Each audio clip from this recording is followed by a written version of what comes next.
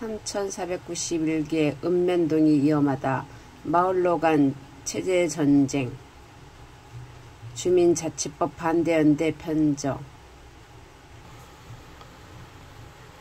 대한민국은 체제전쟁 중 많은 국민들은 지금 대한민국에서 자유민주주의 체제가 잘 지켜지는 줄 안다. 그러나 결코 그렇지 않다. 대한민국의 자유민주주의는 죽느냐 사느냐 기로에 서 있다. 지금 대한민국은 느슨한 형태의 내전 상황에 돌입해 있다. 어떤 세력 간의 내전이냐 하면 자유민주주의 체제를 허물고 사회주의 체제로 번역하려는 세력과 대한민국 건국 이래 70여 년간 유지해온 자유민주주의 체제를 지속 유지하려는 세력 간의 체제전쟁이다. 우리 역사를 볼 때 공산, 사회주의 세력과 반공, 자유민주주의 세력 간의 체제전쟁은 오랫동안 계속되어 왔다. 해방 후 자익 세력과 우익 세력 간에 어떤 체제의 국가를 세울 것인가를 두고 치열한 체제전쟁을 벌였는데 제1차 체제전쟁이다. 그 결과 남한은 자유민주 체제의 대한민국을 세웠고 북한은 공산 사회주의 체제의 조선민주주의 인민공화국을 세웠다.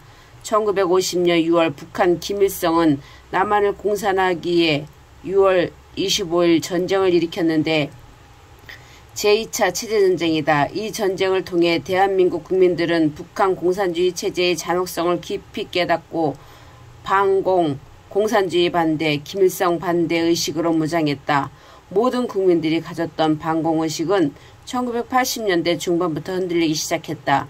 1980년대 중반부터 대학가에서 김일성의 주체사상을 추종하는 주사파가 폭발적으로 성장했기 때문이다. 주사파는 점점 세력을 넓혀 선거로 정권을 장악했는데 이것이 문재인 정권이다. 2017년 5월 출범한 문재인 정권은 집권 초기부터 자유민주주의 체제를 허물기 위해 집요하게 노력했다. 2018년 초자유민주주의 헌법을 개정하려고 시도했고 5년 동안 4천여 개의 법률을 개정하고 수만 개의 시행령과 조례를 개정하는 등으로 자유민주주의 체제를 허물기 위해 전방위적으로 노력했다. 이에 대해 자유민주주의 우파 세력은 큰 위기감을 가지고 광화문 광장 등지에서 헌법과 법령의 개정, 제정 반대운동과 좌파 정책 반대 투쟁을 전개했다. 대선, 총선, 지방선거를 둘러싼 우파 세력의 부정선거 감시활동 및 사법투쟁도 체제 수호 투쟁의 일환이었다. 윤석열 대통령 당선 후 전개된 검수완박 통과를 둘러싼 투쟁이나 총리, 장관, 임명 등을 둘러싼 갈등도 체제전쟁의 한 단면이다. 앞으로 윤석열 정부의 정책을 둘러싸고 좌파 세력의 거센 도전이 있을 것이고 자, 우 세력 간 치열한 체제전쟁이 곳곳에서 벌어질 것이다. 2. 마을로 간 체제전쟁.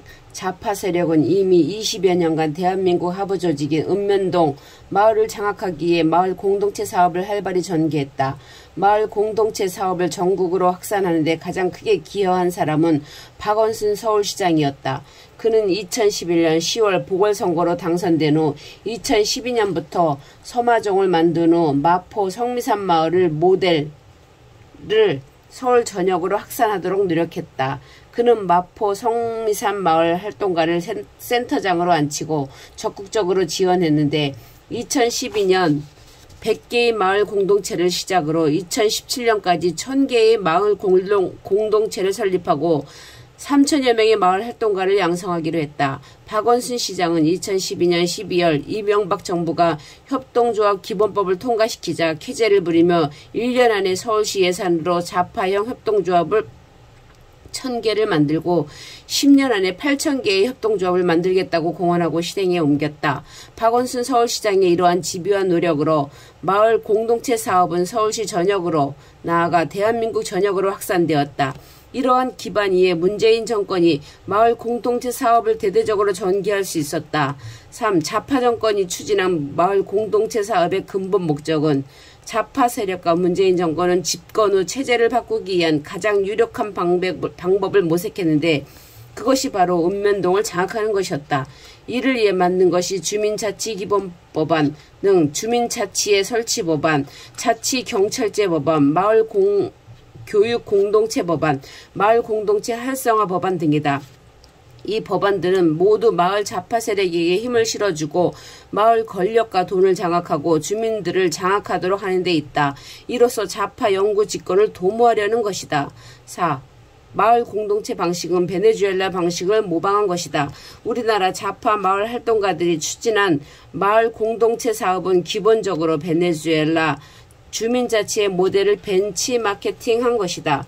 좌파 마을 활동가들은 20여 년 전부터 마을을 사회주의 체제의 변혁수단으로 삼는 베네수엘라 차베스 모델을 깊이 연구했고 베네수엘라 인사를 초청하여 자문을 받는 등 한국에 적용하기 위해 부단히 노력했다. 베네수엘라는 석유 매장량이 세계 1위로서 남미에서 가장 부유한 나라였다. 그런 나라가 차베스 정권을 잡은 지 불과 20년 만에 세계에서 가장 비참한 나라로 전락하고 말았다. 초인플레이션 현상이 일어났던 2018년에는 물가 상승률이 연간 600배에 이르렀는데 두루마리 휴지 한 개를 사기 위해 가방 한가득 돈 260만 볼리바르를 담아가야 했고 휴지로 보내버린 지폐를 길가에 뿌리기도 했다. 어느 정도 진정된 2021년 물가 상승률은 연간 7배에 달했다. 기업도 모두 망하고 취업도 모두 불가능하다. 그래서 중산층 국민들도 쓰레기통을 뒤져 먹을 것을 구하고 국민 20%가 해외로 탈출을 했다. 살인율은 세계 1위다. 왜 이런 일이 일어났을까? 바로 차베스 마두로 좌파 정권의 사회주의 정책이다. 사회주의 혁명가인 차베스는 1998년 선거로 정권을 잡은 후 자유민주주의 체제를 사회주의 체제로 바꾸기 위한 헌법을 바꾸고 49개의 법률을 개정했다. 빈민들에게 무상교육, 무상의료 등 복지 혜택을 주어 우군한 후 영구 집권을 위한 마을마다 좌파 세력이 주도하는 주민자치회를 설치 운영했다. 빈곤한 사회주의 성향의 좌파 세력들이 마을 주민자치회를 주도함으로써 기업들을 초토화하고 마을 유권자들을 완전히 장악함으로써 선거마다 승리, 장기 집권을 가능케 했다.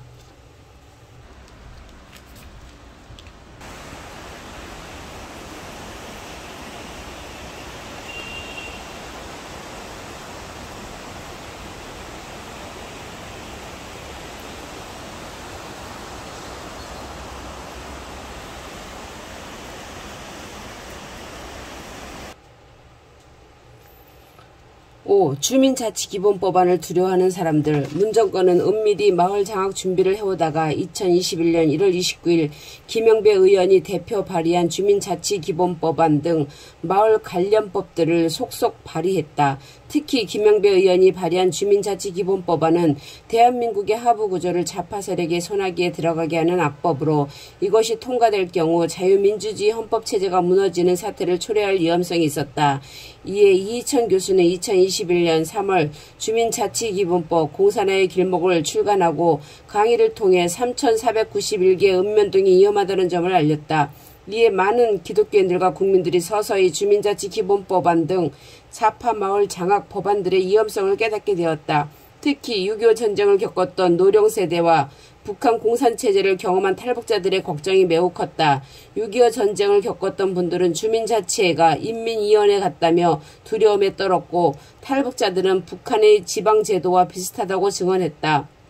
그러면 주민자치기본법안에는 어떤 독소 내용이 있을까? 가짜 주민들이 주민자치회를 장악, 진짜 주민들을 억압, 주민자치기본법원과 주민자치회 조례에는 가짜 주민들이 새로 읍면동 주민으로 들어와 주민자치회를 장악하고 진짜 주민들을 억압할 수 있도록 하고 있다. 진짜 주민이란 실제로 해당 읍면동에 살면서 주민등록이 되어 있는 사람을 말한다. 가짜 주민이란 재외동포와 외국인, 해당 읍면동에 소재하는 기관, 사업체의 직원, 해당 읍면동에 소재하는 학교의 교사와 학생 등이다. 이러한 가짜 주민들을 읍면동 주민으로 받아들이면 어떤 문제가 발생하는 것일까? 대한민국 국적이 없는 장기 체류자 외국인과 재외동포들이 주민자치 활동을 하도록 했는데 중국인과 이슬람인이 주민자치 회장이 되거나 주민자치 총회에 대거 참석한 모습을 상상해보라. 차이나타운 반대운동, 이슬람 사원 건설 반대운동 등이 불가능할 것이다. 해당 읍면동에 소재하는 직장의 직원들이 통째로 주민자치회, 주민총회 활동을 할 수 있도록 했다. 읍면동 별로 민노총 마을 조직이 생길 것이고 인권단체, 환경단체, 협동조합 등 온갖 자파단체들이 읍면동에 들어와 주민자치회를 장악할 것이다. 해당 읍면동에 소재하는 학교의 학생과 교직원이 통째로 주민이 되도록 했는데 아마도 교실 수업은 마을 주민교육이라는 명분으로 정치 수업을 할 것이고 주민총회에 전교조 교사의 인솔 아래 학생들이 줄줄이 등장할지 모른다. 전교조, 읍면동 마을 조직도 생길 것이다. 주민자치회 소속 주민들의 민감한 신상정보 수집, 주민자치 기본법안이 가장 큰 독소조항은 주민자치회가 소속 주민들에 대해 정보 수집 권한을 부여한 점이다. 제10조 제6항에 따르면 주민자치회는 주민들에 대한 주민등록번호, 전화번호 등 인적 정보를 관계 중앙행정기관장을 자치단체장 등에게 요구할 수 있으며 요청받은 기관은 반드시 따라야 한다는 무서운 규정까지 두고 있다. 헌변을 대표인 구상진 변호사는 이는 현행법상 국회의원이나 대통령도 가지지 못한 무소불위의 권한이라고 비판했다. 이렇게 수집한 주민들의 신상정보는 어디에서 관리, 활용할 것인가? 진선미 의원이 발의한 마을공동체 기본법안에는 행안부 장관 산하의 마을공동체 종합정보지원 시스템을 구축하도록 했고 서영교 의원이 발의한 마을공동체 및 지역사회 혁신 기본법 안에도 행안부 장관 산하의 종합정보지원 시스템을 구축 운영하도록 했다.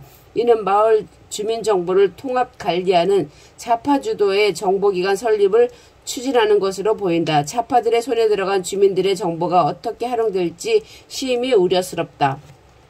차별금지법보다 무서운 교회, 주민의 자유박탈법, 주민자치법 자치기본법안 제8조 제1항에는 성별, 신념, 종교, 인종 등에 따른 차별금지 조항이 포함되어 있다. 제5조 제3항에는 주민과 주민자치회는 노동, 인권, 환경, 복지 등 관계법령에서 규정한 사회적 책임사항을 준수해야 한다고 규정하고 있다. 노동, 인권, 환경, 복지란 네오막시즘 노선인데 소련 등 동국 공산권이 무너진 후 급증한 변종 공산주의 문화막시즘이다. 주민자치 기본법안은 주민과 주민자치회에게 네오막시즘 노선의 각종 법안, 법률, 명령, 조례 등들을 준수하도록 법적 의무를 부과하고 있다. 이로써 주민자치회를 장악한 마을 자파활동가들이 주민에게 자파 노선 법령들을 위반했는지를 감시 통제할 수 있다는 의미이다. 그래서 사회주의 강요법이라고 하는 것이다. 읍면동 기업과 자영업자들이 큰 피해를 볼 듯 주민자치 기본법안에 따르면 해당 읍면동 기업들은 주민자치의 소속 분과 환경분과 복지분과 인권분과 등 각 30명 규모나 읍면동 내 마을 자파단체들로부터 간섭과 압박을 받을 수 있다. 또한 주민자치회는 기부금을 받을 수도 있는데 해당 읍면동에 소재하는 기업들은 주민자치회에 봉의될 가능성이 높다. 성남시 대장동 사태 전국 3,491개 읍면동에서 재현될 가능성, 주민자치기본법 제21조 국공유재산 활동 특례에 따르며 읍면동 주민자치회는 국가나 자치단체로부터 부동산을 저가로 매수하거나 무상임대를 받아 활용할 수 있다. 그러면 읍면동 주민자치회는 보유 부동산을 가지고 갖가지 수익사업을 할 수 있는데 부패 사태는 불보듯 뻔하다. 공공농장, 공공주차장, 펜션, 공공마켓 등 다양한 부동산 개발을 할 수 있을 것이다. 특히 주택사업을 할 경우 성남시 대장동 사태와 같은 대형 부동산 개발 부정부패 사건이 3,491개 읍면동에서도 일어날 수 있다.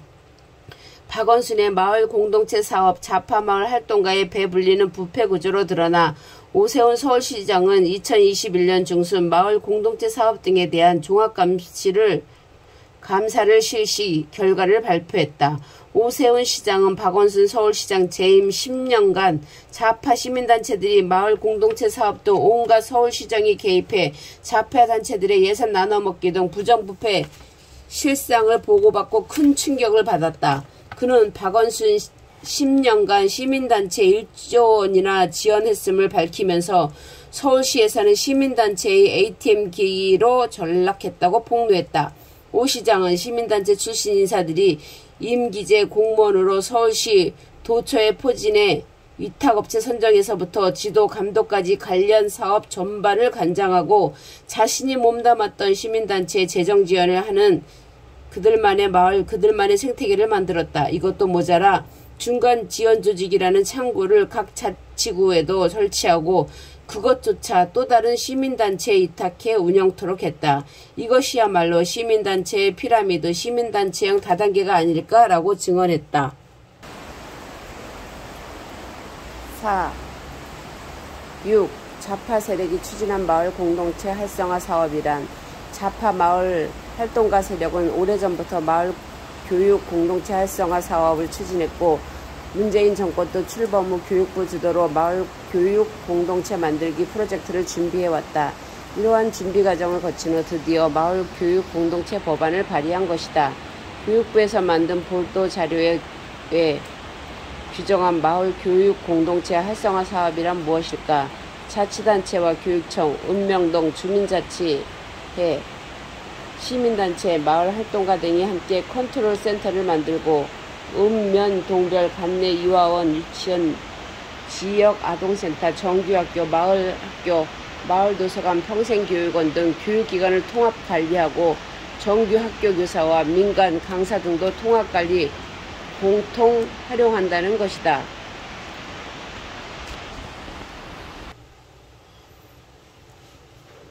이렇게 할 경우 초, 중, 고 등 정규학교와 함께 마을학교 등 비정규학교가 통합 운영된다. 좌파주도 마을학교 등이 자치단체의 재정적 지원을 받아 활성화될 것이다. 읍면동 다양한 교육기관에 종사하는 교사, 강사 등이 통합 관리된다. 이렇게 되면 민간 좌파 강사들이 정규학교의 강사로 적극 활용된다. 요람에서 무더까지라는 슬로건처럼 유아원, 유치원, 초중, 고교, 대학, 성인학교 등을 통합 관리한다는 것이다. 유아에서 노인까지 마을 주민들을 지속 관리하고 사회주의형 인간교육을 평생을 두고 실시하겠다는 의지로 보인다. 한 명의 아이를 키우기 위해 온 마을이 필요하다는 슬로건처럼 부모의 자녀 양육공을 마을 교육 공동체가 장악하겠다는 것으로 이해된다. 읍면동 교육은 좌파 마을 활동가, 교사들, 학생, 학부모, 지역주민 등이 모두 참여하도록 했는데 이 중에서도 좌파 마을 활동가, 좌파 마을 강사 등이 주도권을 가질 것이다. 교육부는 2019년 12월 언론에 제공한 보도자료에서 마을 교육 공동체 사업을 추진하는 수범지역으로 도봉구를 추천했는데 마을 학교 97개소, 마을 강사 522명, 도봉형 돌봄 센터 4개소, 지역 아동센터 18개소, 청소년 시설 10개소, 진로 체험적 181개소 등 풍부한 마을 교육 자원 확보라는 점을 적시했다. 도봉구에서만 좌파 마을 학교가 97개소, 좌파 마을 강사가 522명이 확보되었다고 지적한 점을 볼 때 전국적으로 얼마나 많은 좌파 마을 학교와 마을 강사들이 활동하고 있는 것일까? 그만큼 오래전부터 마을 공동체 활동을 전개했다는 뜻이다. 7번 3,491개 마을 주민자치회를 컨트롤하는 전체주의 시스템의 발의. 좌파 정권과 좌파 세력은 겉으로는 주민자치, 지방분권, 마을 민주주의 등을 선전해 왔지만 배후에는 강력한 전체주의 시스템을 구상하고 있다. 이해식 법안, 진선미 법안, 서영교 법안 등에 보면 3,491개의 읍면동, 주민자치회 등을 컨트롤하는 전국적 좌파 조직 시스템을 실시하고 있다.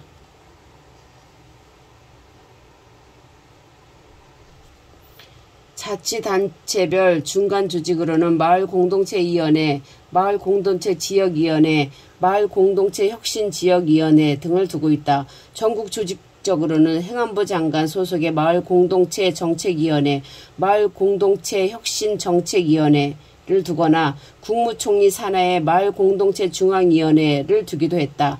또한 3가지 법안 모두 마을공동체 지원조직을 두고 있다.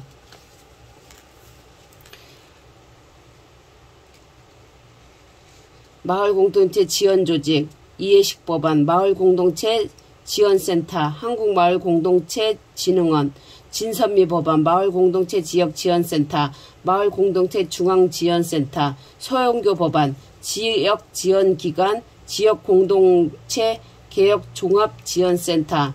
이 세 가지 법안을 종합 정리하면 지방조직을 두 가지로 구분할 수 있다. 하나는 행안부, 시, 도, 시, 군구, 읍면동으로 이어지는 행정조직망이고 다른 하나는 행정조직망 외곽에 두는 좌파 세력 주도의 민간조직망이다. 이 민간조직망은 마을 좌파 세력이 행정조직망을 견제하고 읍면동 공동체 사업을 주도하며 주민들을 장악하려는 일종의 마을공화국 통치 조직망이다.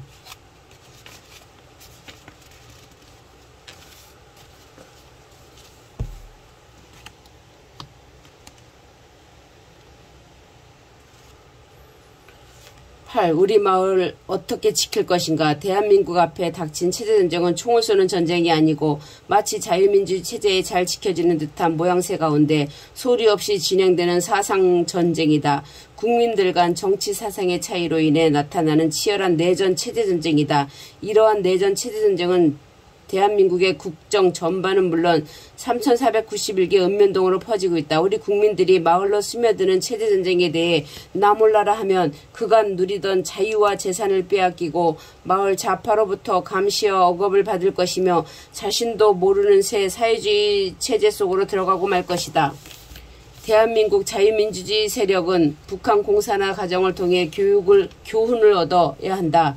북한 주민들은 해방 즈음 북한 지역으로 들어가 소련군과 김일성에 깜빡 속았다. 소련군은 결코 공산주의, 사회주의라는 용어를 사용하지 않고 진보적 민주주의라고 포장했다. 소련군은 북한 주민들이 좋아할 만한 달콤한 말로 선전했다. 이제 여러분은 자유와 독립을 되찾았다. 우리 소련군은 해방군으로 왔다고 했다. 김일성은 강양옥 목사, 김익도 목사 등을 앞세워 자신이 기독교인임을 선전했고 조만식 선생님을 대통령으로 모시겠다고 거짓말을 했는데 북한의 다수 기독교인들도 깜빡 속았다. 그리고 소련군과 김일성은 중앙 권력을 장악한 후 모든 읍면동에 인민위원회 등 지방조직을 만들고 지방 좌파 세력에게 막강한 권력을 주어 우파들을 억압하게 했다. 1946년 3월 토지개혁을 할 때 북한 정권은 마을마다 가난한 빈농, 머슴 등으로 농촌위원회를 조직하고 그들에게 막강한 권한을 주어 지주들의 토지와 재산을 몰수하고 동네에서 48시간 안에 추방할 무서부리의 권한을 주었다.